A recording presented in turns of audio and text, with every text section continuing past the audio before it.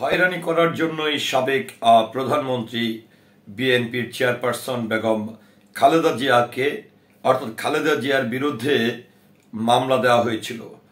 এমন শিরোনামে দৈনিক সমকাল পত্রিকা 20 ফেব্রুয়ারি 2025 একটি তথ্য প্রদান করেছেন। সেখানেই আসলে তুলে ধরা হয়েছে সাবেক তিনবারের প্রধানমন্ত্রী বেগম খালেদা জিয়ার বিরুদ্ধে কি কারণে আসলে মামলাগুলো করা হয়েছিল। এই মামলা নিয়ে অনেক গুরুত্বপূর্ণ তথ্য এবং সংবাদ তারা প্রকাশিত করেছেন। তো চলুন আমরা একটু জেনে নেই দৈনিক সমকাল পত্রিকায় খালেদা জিয়ার যে মামলাগুলো রয়েছে বা হয়রানি করার জন্য যে মামলাগুলো দেওয়া হয়েছিল এটি নিয়ে কি তথ্য প্রকাশ করেছে সেটি একটু আমরা জেনে নেই। নাইকো দুর্নীতি মামলায় খালেদা জিয়ার সহ 8 আসামি সবাইকে বেকসুর খালাস দিয়েছেন আদালত। ঢাকার 4 নম্বর বিশেষ জজ আদালতের বিচারক রবিউল আলম গত বুধবার এই রায় ঘোষণা করেন। রায়ের পর্যবেক্ষণে বলা হয়, খালেদা জিয়াকে রাজনৈতিক কারণে হয়রানি করতে নাইকো মামলায় জড়ানো হয়েছে। খালাস পাওয়া বাকি 7 জন হলেন খালেদা জিয়ার সাবেক মুখ্য সচিব কামাল উদ্দিন সিদ্দিকী, জ্বালানি ও খনিজ সম্পদ মন্ত্রণালয়ের সাবেক ভারপ্রাপ্ত সচিব খন্দকার শহীদুল ইসলাম, সাবেক সিনিয়র সহকারী সচিব CM ইউসুফ হুসাইন, বাপেক্সের সাবেক মহাব্যবস্থাপক মীর মইনুল হক, ব্যবসায়ী গ্যাসউদ্দিন আল মামুন, ইন্টারন্যাশনাল ট্রাভেলস কর্পোরেশনের চেয়ারম্যান সেলিম ভুইয়া ও নাইকো দক্ষিণ এশিয়া বিষয়ক ভাইস প্রেসিডেন্ট কাশেম শরীফ। এর মধ্যে কাশেম শরীফ, মইনুল হক ও কামাল উদ্দিন সিদ্দিকী পলাতক রয়েছেন। রায়ের আগে বিচারক বলেন, প্রশ্ন হতে পারে খালেদা জিয়ার অনুপস্থিতিতে কিভাবে আসামির আত্মপক্ষ শুনানি করা হচ্ছে। DLR এর 17 থেকে 21 পর্যন্ত এ বিষয়ে উল্লেখ আছে।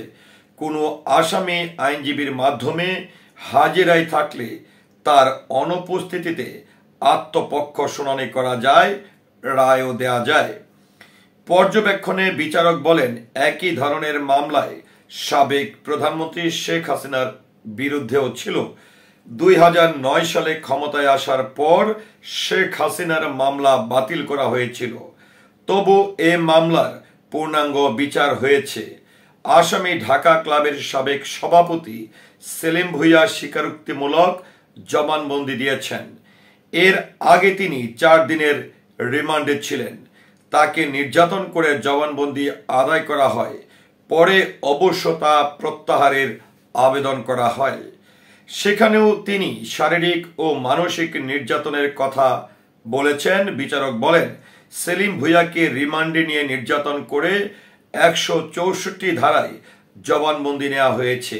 সে কারণে এই 164কে ট্রু সত্য বলার সুযোগ নেই। গ্যাসউদ্দিন আল মামুন, কাশেম শরীফ সহ অন্যদের জড়িত করার জন্য এই 164 নেওয়া হয়েছে।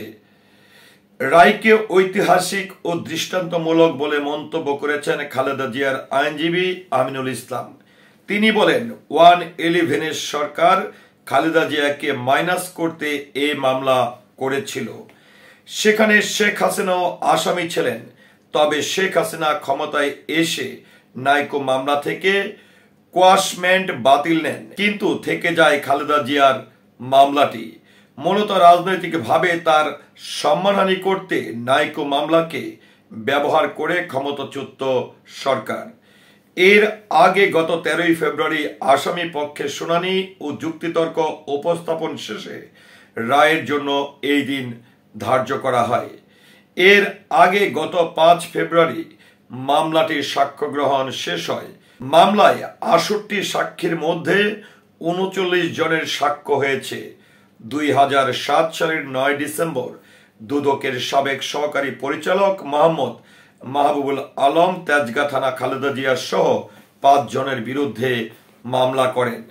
কানাডিয়ান প্রতিষ্ঠান নাইকোর সঙ্গে অস্বচ্ছ চুক্তির মাধ্যমে রাষ্ট্রের প্রায় 13,777 কোটি টাকা আর্থিক ক্ষতি সাধন ও দুর্নীতির অভিযোগ আনা হয়েছিল এই মামলায়। খালেদা জিয়ার সঙ্গে অবিচার হয়েছে খালেদা জিয়ার সঙ্গে অবিচার হয়েছে আপিল বিভাগে ব্যারিস্টার সালাউদ্দিন দুলন। রাষ্ট্রের দুর্বৃত্তায়ন ও বিচার বিভাগীয় সীমাহীন অন্যায় অবিচারের কারণে বিএনপির চেয়ারপারসন খালেদা জিয়ার অবিচারের শিকার হয়েছেন এমন দাবি করে তাকে প্রতীকী ক্ষতিপূরণ দিতে আপিল বিভাগে আবেদন করা হয়েছে। প্রধান বিচারপতি সৈয়দ রেফাত আহমেদের নেতৃত্বাধীন আপিল বিভাগের 5 সদস্যের বেঞ্চে গতকাল জ্যেষ্ঠ আইনজীবী সালাউদ্দিন দুলন এক মামলার শুনানিতে মৌখিকভাবে এই আবেদন করেন। পরে এই প্রসঙ্গে এই আইনজীবী সাংবাদিকদের বলেন, আমি আদালতকে বলেছি এ দেশের রাষ্ট্রীয় প্রতিষ্ঠানগুলো যেভাবে নষ্ট হয়েছে এবং ফ্যাসিস্ট যেভাবে ডেভেলপ করেছেন তা অধিকাংশের দায় বিচার বিভাগের।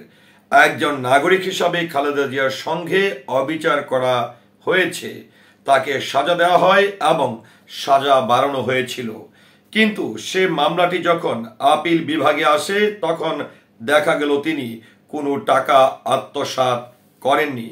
এক্ষেত্রে খালেদা জিয়াকে একটা প্রতীকী ক্ষতিপূরণ দেওয়া উচিত ছিল।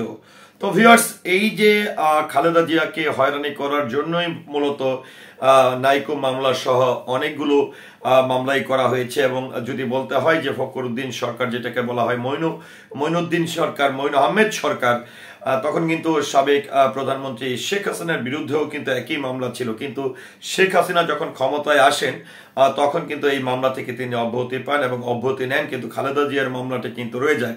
তো পরিশেষে কিন্তু এই 2025-এ এসে কিন্তু সর্বশেষ সাবেক সফল প্রধানমন্ত্রী বলবো এবং বিএনপির চেয়ারপারসন বেগম খালেদা জিয়া কিন্তু তিনি এবার এই মামলাটি থেকে অব্যাহতি পেয়েছেন এবং বিচারকের পক্ষ থেকে যেটি জানানো হয়েছে, আসলে খালেদা জিয়াকে, বা বিচারক বলবো না, শুধু এখানে খালেদা জিয়ার যিনি আইনজীবী রয়েছেন কিংবা নাইকো মামলার যিনি আইনজীবী রয়েছেন তিনিও কিন্তু যে কথাটি বলেছেন যে আসলে খালেদা জিয়ার বিরুদ্ধে কেবলমাত্র রাজনীতির প্রতিহিংসার শিকার হয়ে তাকে হয়রানি করার জন্য, তাকে হেয় প্রতিপন্ন করার জন্য আসলে তাকে এইভাবে মামলায় জড়ানো হয়েছিল।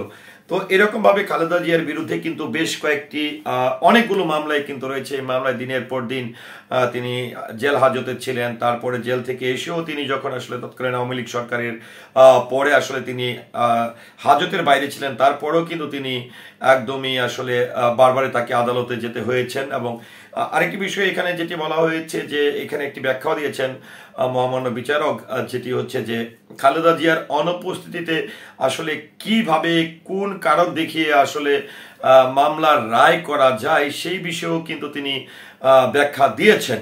তো ভিউয়ার্স, এই যে সাবেক প্রধানমন্ত্রী খালেদা জিয়ার বিরুদ্ধে তৎকালীন ফখরুদ্দিন সরকারের আমলে যে কয়েকটি মামলা হয়েছিল, সেই মামলাগুলো খালেদা জিয়ার চলমান ছিল বিগত এতগুলো বছর, প্রায় 16টি বছর। কিন্তু সাবেক প্রধানমন্ত্রী শেখ হাসিনার বিরুদ্ধে যে মামলাগুলো ছিল সেই মামলাগুলো তিনি ক্ষমতায় আসার পর এক এক করে তিনি মামলা থেকে অব্যাহতি নেন, কিন্তু খালেদা জিয়ার মামলাগুলো ঝুলতে থাকেন এবং হয়রানির শিকার হতে থাকেন সাবেক 3বারের প্রধানমন্ত্রী বিএনপির চেয়ারপারসন বেগম খালেদা জিয়া। তো ভিউয়ার্স, এ নিয়ে আপনার মতামতকে আশা করছি কমেন্টের মাধ্যমে জানাবেন। সেই সাথে খালেদা জিয়ার মামলা কিংবা হয়রানি নিয়ে আপনার মতামতকে আশা করছি কমেন্টের মাধ্যমে জানাবেন। সেই সাথে পুরো ভিডিওটির সঙ্গে থাকার জন্য সকলের প্রতি কৃতজ্ঞতা এবং ধন্যবাদ জ্ঞাপন করছি। আসসালামু আলাইকুম।